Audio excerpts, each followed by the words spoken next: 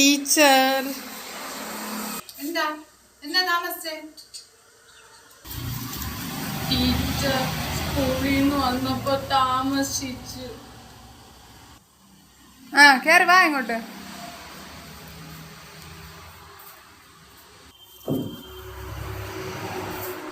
ഇന്നലെ പറഞ്ഞൊക്കെ പഠിച്ചോ?